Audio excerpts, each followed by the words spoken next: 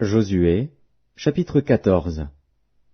Voici ce que les enfants d'Israël reçurent en héritage dans le pays de Canaan, ce que partagèrent entre eux le sacrificateur Éléazar, Josué, fils de Nun, et les chefs de famille des tribus des enfants d'Israël. Le partage eut lieu d'après le sort, comme l'Éternel l'avait ordonné par Moïse, pour les 9 tribus et pour la demi-tribu. Car Moïse avait donné un héritage aux 2 tribus et à la demi-tribu de l'autre côté du Jourdain. Mais il n'avait point donné aux Lévites d'héritage parmi eux. Les fils de Joseph formaient 2 tribus, Manassé et Éphraïm. Et l'on ne donna point de part aux Lévites dans le pays, si ce n'est des villes pour habitation, et les banlieues pour leurs troupeaux et pour leurs biens. Les enfants d'Israël se conformèrent aux ordres que l'Éternel avait donnés à Moïse, et ils partagèrent le pays.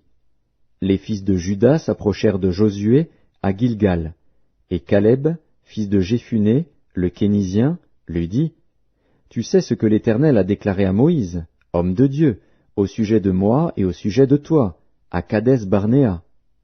J'étais âgé de 40 ans lorsque Moïse, serviteur de l'Éternel, m'envoya de Kadès-Barnéa pour explorer le pays, et je lui fis un rapport avec droiture de cœur. Mes frères qui étaient montés avec moi découragèrent le peuple, mais moi je suivis pleinement la voie de l'Éternel, mon Dieu.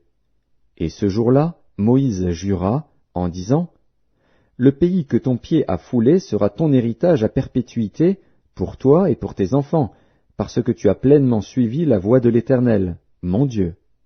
Maintenant voici, l'Éternel m'a fait vivre, comme il l'a dit. Il y a 45 ans que l'Éternel parlait ainsi à Moïse, lorsqu'Israël marchait dans le désert. Et maintenant voici, je suis âgé aujourd'hui de 85 ans. Je suis encore vigoureux comme au jour où Moïse m'envoya. J'ai autant de force que j'en avais alors, soit pour combattre, soit pour sortir et pour entrer.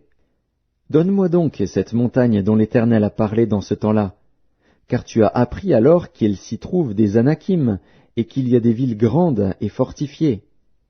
L'Éternel sera peut-être avec moi, et je les chasserai, comme l'Éternel a dit. » Josué bénit Caleb, fils de Jéphuné, et il lui donna Hébron pour héritage.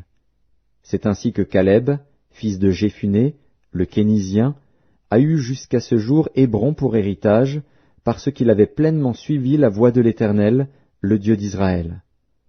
Hébron s'appelait autrefois Kirjat Arba. Arba avait été l'homme le plus grand parmi les Anakim.